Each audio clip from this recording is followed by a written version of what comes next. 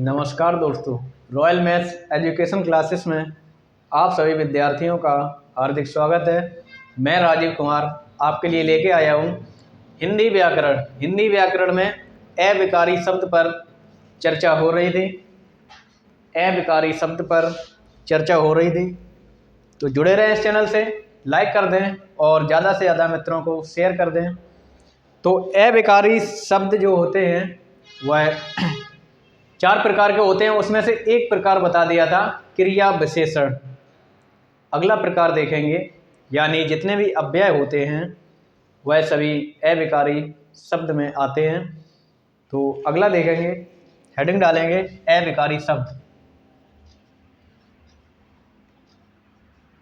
हिंदी व्याकरण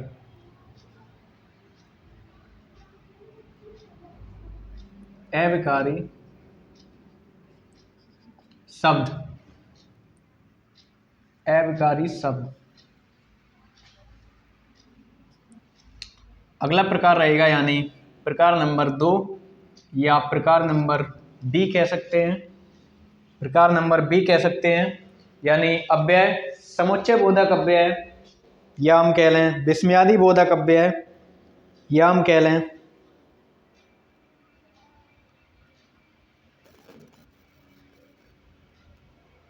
संबंध बोधक अव्यय। तो सबसे पहला था क्रिया विशेषण और अब हो गया है संबंध बोधक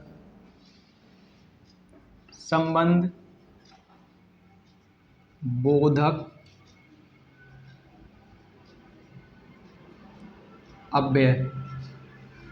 संबंध बोधक अव्यय। अव्यय शब्द का मतलब होता है, आ का मतलब होता है नहीं, व्यय का मतलब सबके साथ बहन होने वाले, यानी सबके साथ बहन होकर उनका मतलब बदल जाना, उनका अर्थ बदल जाना। यानी जिन शब्दों का मतलब और अर्थ नहीं बदलता है उन्हें अव्यय कहते हैं। और इसमें लिखा है संबंध बोधक अव्यय। संबंध बोधक अव्यय। अव्यय का मतलब समझा दिया। बोधक का मतलब होता है बोध कराने वाले, बोध कराने वाले। संबंध का मतलब संबंध भाई का बहन से, या पिताजी का बेटे से, या भाई का भाई से। इस प्रकार के जो शब्द यूज होंगे उसे हम संबंध बोधक अव्यय कहेंगे। तो इसकी परिभाषा लिखेंगे। परिभाषा रहेगी,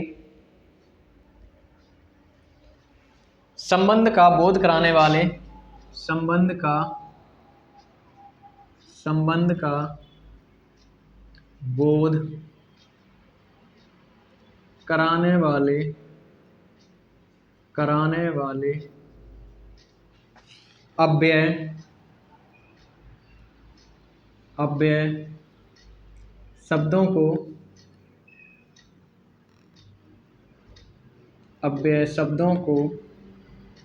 अव्यय शब्दों को संबंध बोधक अव्यय कहते हैं। अव्यय शब्दों को, या हम कह लें अव्यय पदों को संबंध बोधक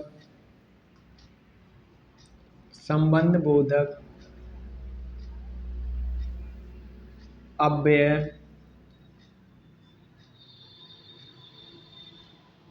कहते हैं। संबंध का बोध कराने वाले अव्यय शब्दों या अव्यय पदों को संबंध बोधक अव्यय कहते हैं। तो हेडिंग क्या है? हेडिंग है संबंध बोधक अव्यय। इसकी परिभाषा है संबंध का बोध कराने वाले अव्यय शब्दों या पदों को संबंध बोधक अव्यय कहते हैं। कौन कौन से शब्द होते हैं? अब एक सबसे पहले नोट डाल के लिखेंगे जो महत्वपूर्ण बात है। अब अव्यय जो शब्द हैं या अव्यय पद हैं कहाँ पर यूज होंगे, किस प्रकार से यूज होंगे, तो उनके बारे में एक लाइन लिखेंगे। उनके बारे में लाइन लिखेंगे, इनका प्रयोग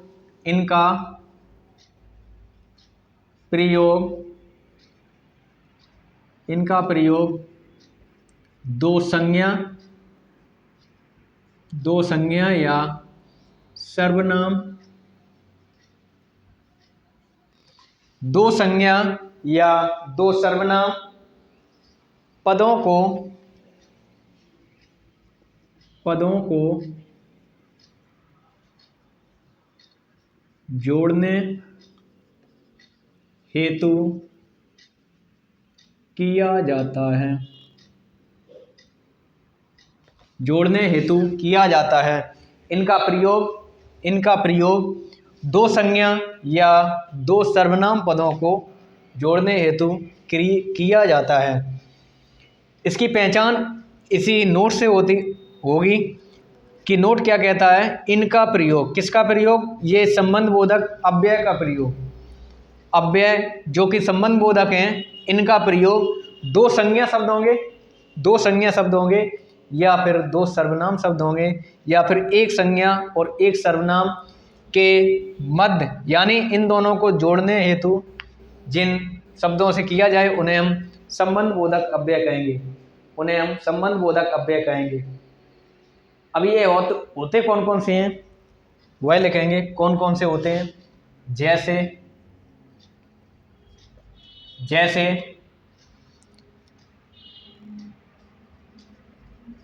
हेतु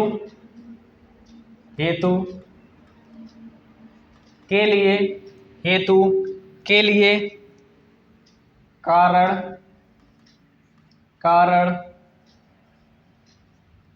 खातिर मारे चलते। हेतु के लिए कारण खातिर मारे चलते। संग साथ सहित के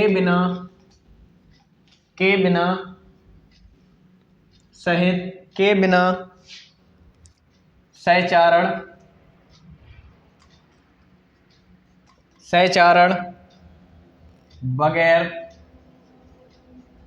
बगैर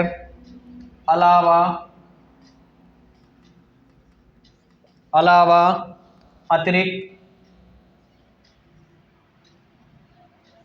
अतिरिक्त वास्ते बदले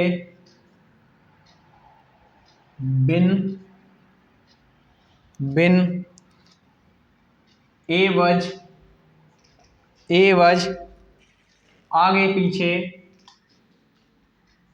आगे पीछे इधर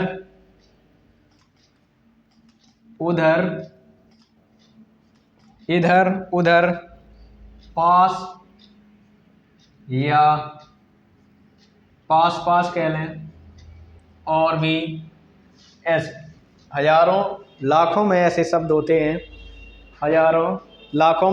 होते हैं जो कि अव्यय शब्द होते हैं। इनका प्रयोग बहुत निश्चित है क्योंकि इसके बाद आने वाला है समुच्चय बोधक अव्यय। ऐसे ही शब्द होंगे या यही शब्द होंगे, लेकिन उन्हें पहचानेंगे कैसे? तो प्रयोग करके पहचानेंगे। कैसे? जो नोट में लिखा है, इनका प्रयोग दो संज्ञा या दो सर्वनाम पदों को जोड़ने हेतु किया जाता है। दो संज्ञा या दो सर्वनाम, जैसे उदाहरण लिख दें। राधा के बिना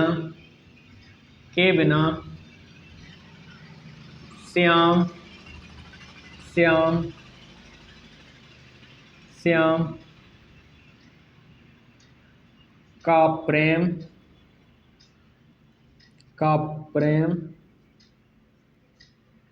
अधूरा है।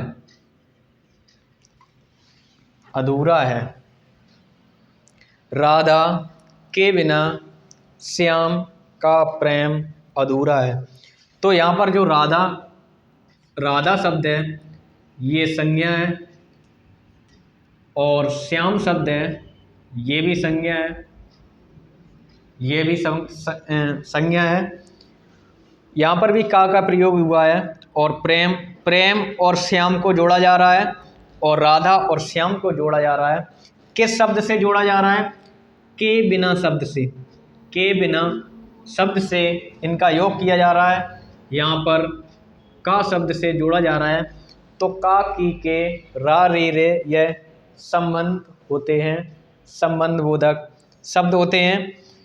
तो संबंध बोधक अव्यय के पहचानने का तरीका है कि दो दो शब्दों का जोड़ना। कौन से शब्द होंगे? या तो दोनों सर्वनाम होंगे, या दोनों संज्ञा होंगे, या एक संज्ञा एक सर्वनाम होगा।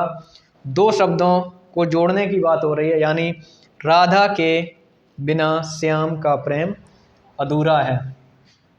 या ऐसे कह लें, या ऐसे कह लें, राम राम और श्याम, राम और श्याम दौड़ रहे हैं। राम और श्याम दौड़ रहे हैं। जो और शब्द है यह अव्यय है, और ये संबंध बता रहा है कि कौन कौन दौड़ रहा है। तो राम और श्याम दौड़ रहे हैं, राम और श्याम दौड़ रहे हैं। या कह लें, या कह लें, रवि के पास, रवि के पास पेन, रवि के पास पेन है। के पास इधर भी संज्ञा शब्द है, इधर भी संज्ञा शब्द है। रवि के पास पेन है, के पास, या हम कह लें, या हम कह लें, या हम कह लें, या हम कह लें, अजय, अजय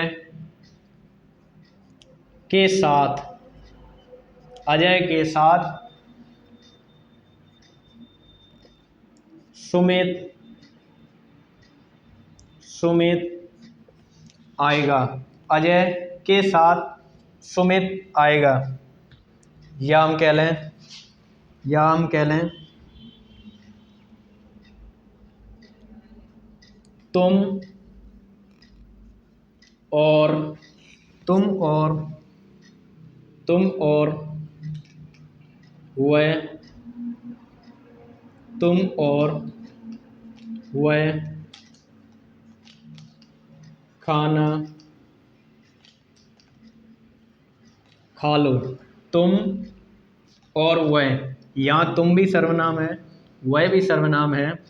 तुम और वह खाना खा लो। या हम कह लें, या हम कह लें, हम, हम, हम, हम,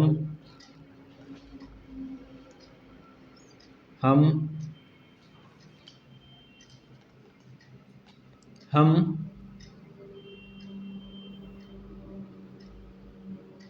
हम और वे साथ जाएंगे, हम और वे साथ जाएंगे। तो इस प्रकार के जो एक संज्ञा और एक सर्वनाम को, या फिर कह लें एक संज्ञा और दूसरी संज्ञा को, या दोनों तरफ सर्वनाम को जोड़ने वाले जो इस प्रकार के शब्द होंगे वह संबंध बोधक अव्यय कहलाते हैं। आप लोग नोट कर लें या स्क्रीनशॉट ले लें।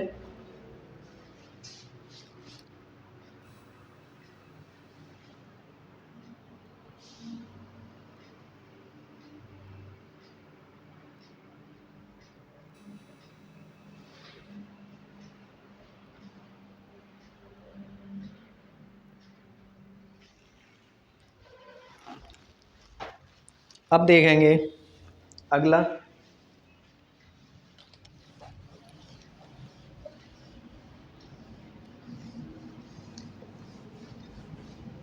अगली हेडिंग रहेगी समुच्चय बोधक अव्यय। हेडिंग नंबर सी कह लें, समुच्चय बोधक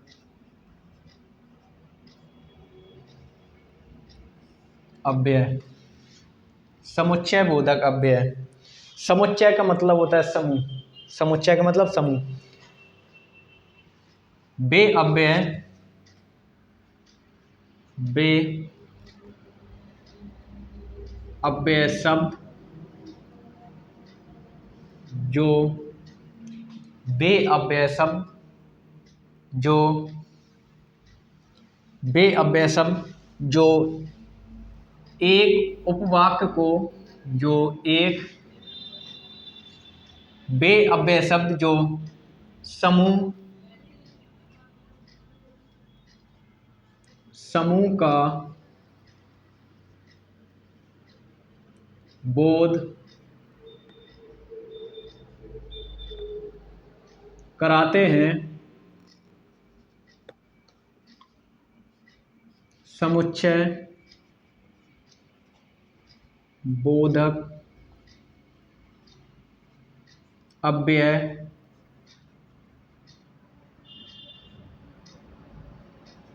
कहलाते हैं। वे अव्यय शब्द जो समूह का बोध कराते हैं समुच्चय बोधक अव्यय कहलाते हैं। समुच्चय बोधक अव्यय कहलाते हैं।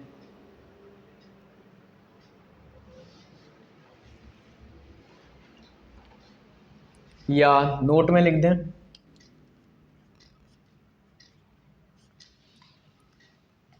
वे अव्यय जो एक उपवाक्य को दूसरे उपवाक्य से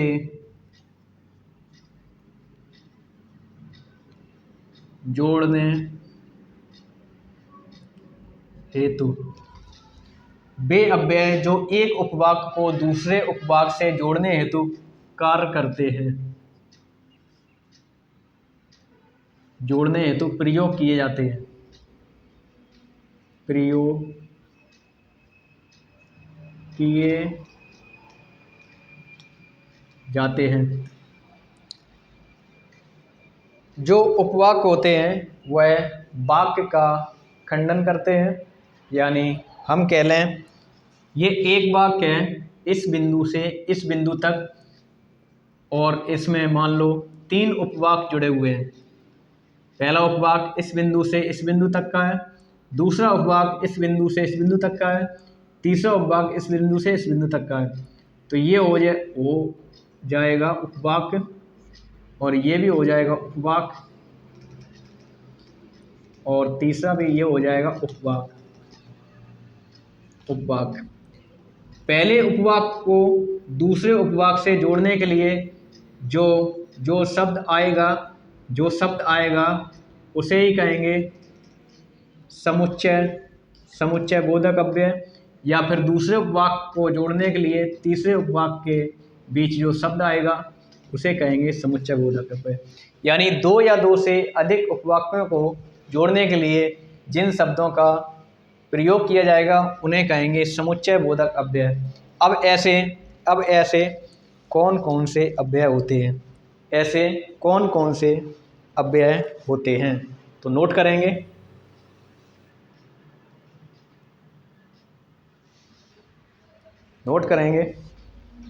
ऐसे कौन कौन से अव्यय होते हैं?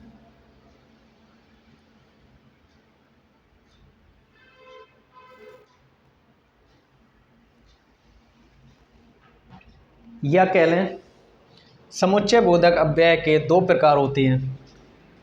लिख सकते हैं 2 प्रकार के होते हैं। नंबर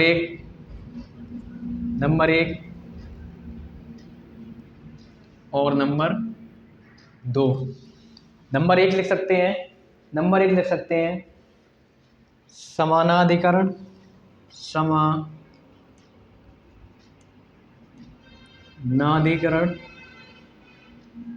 या सेकंड कह लें व्याधिकरण, व्याधिकरण। इसके और दूसरे नाम पाए जाते हैं। समानाधिकरण का नाम दूसरा होता है संयोजक या योजक, संयोजक कह लें या योजक कह लें। और व्याधिकरण का नाम होता है, व्याधिकरण का नाम होता है विभाजक, विभाजक, विभाजक, विभाजक, विभाजक। अब वे वाक्य जो संयुक्त वाक्य होते हैं उन्हें कहेंगे समानाधिकरण। संयुक्त, सभी प्रकार के संयुक्त वाक्य, संयुक्त वाक्य। और सभी प्रकार के हम कह लें, सभी प्रकार के कह लें कौन से, मिश्रित वाक्य,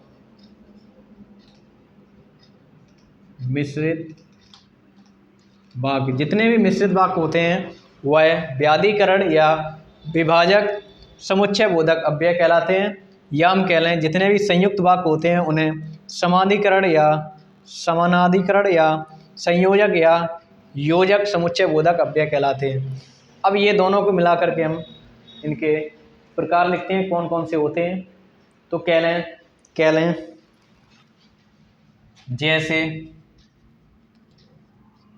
जैसे लेकिन, किंतु, परंतु, लेकिन, किंतु, परंतु, परंतु, और या अथवा, और या अथवा, तथा व एवं, तथा व एवं, वरन बल्कि,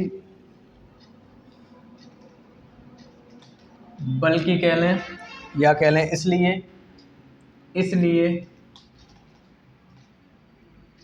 इसलिए, या कह लें जो, जिसे, जिन्हें, जैसे,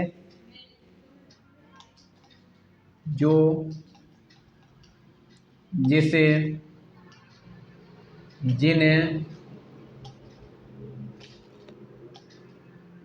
जैसे जैसे। और भी हजारों लाखों की संख्या में ये शब्द हैं जो कि समुच्चय बोधक अव्यय कहलाते हैं।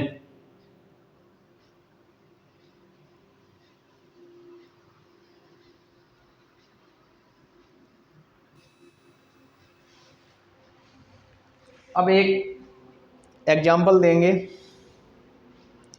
कि दो या दो से अधिक उपवाक्यों को जो शब्द जोड़ते हैं उन्हें समुच्चय बोधक या समूह बोधक अव्यय कहलाएंगे। जैसे ये लिखे हुए हैं, जैसे हम कह लें उदाहरण, राम घर जा रहा था, राम घर जा रहा था और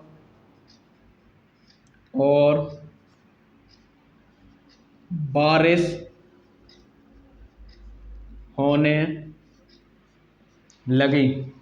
राम घर जा रहा था और बारिश होने लगी।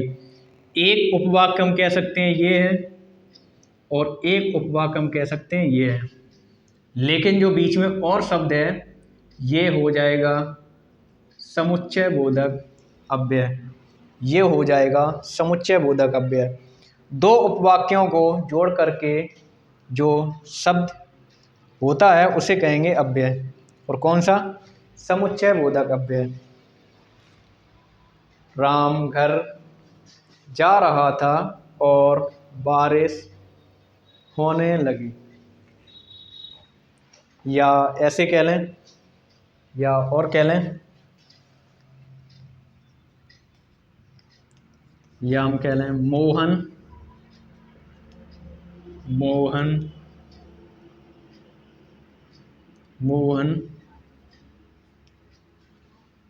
गाय को चारा खिलाने वाला था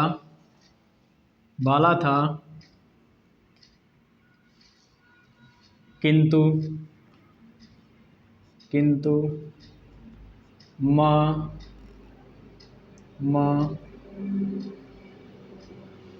पहुँच गई। किंतु माँ पहुँच गई। तो जो किंतु शब्द है, मोहन गाय को चारा खिलाने वाला था किंतु माँ पहुँच गई। या हम कह लें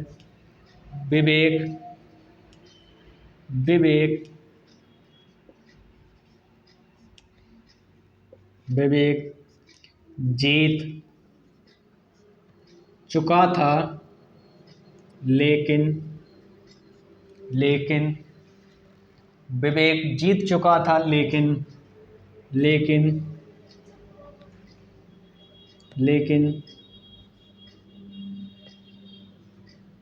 बिजली चली गई। विवेक जीत चुका था लेकिन बिजली चली गई।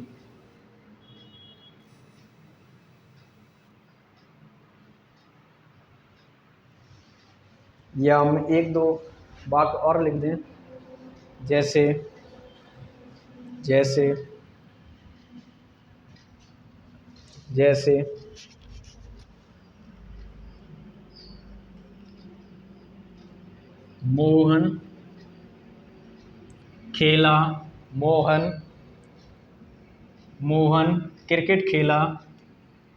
मोहन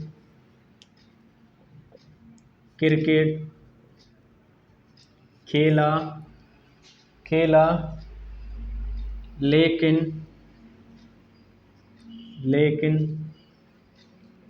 थक गया।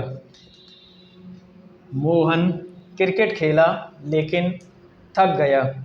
या हम कह लें विकास दौड़ रहा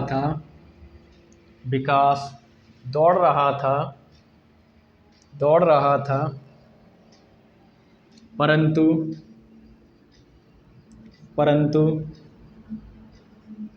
गिर गया।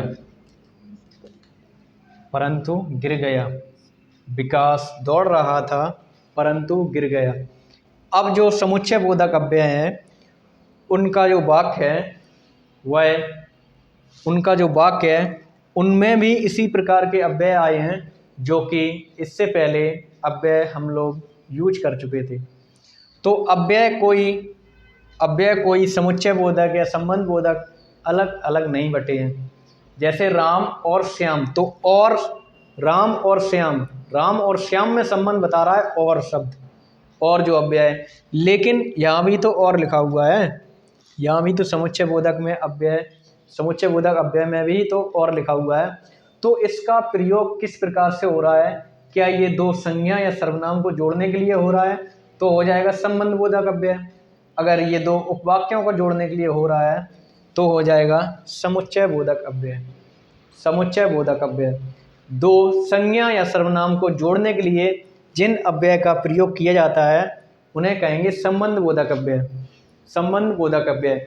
चाहे तो दोनों शब्द संज्ञा के हों, चाहे तो दोनों शब्द सर्वनाम के हों, या फिर दोनों शब्द संज्ञा और सर्वनाम के हों, उनको जो अव्यय शब्द जोड़ेंगे वह संबंध बोधक अव्यय माना जाएगा। या हम कह लें दो या दो से अधिक उपवाक्यों को जिन शब्दों के जरिए जोड़ा जाएगा और एक वाक्य बनाया जाएगा उन्हें कहेंगे समुच्चय बोधक अव्यय। आप लोग नोट कर लें या स्क्रीनशॉट ले लें।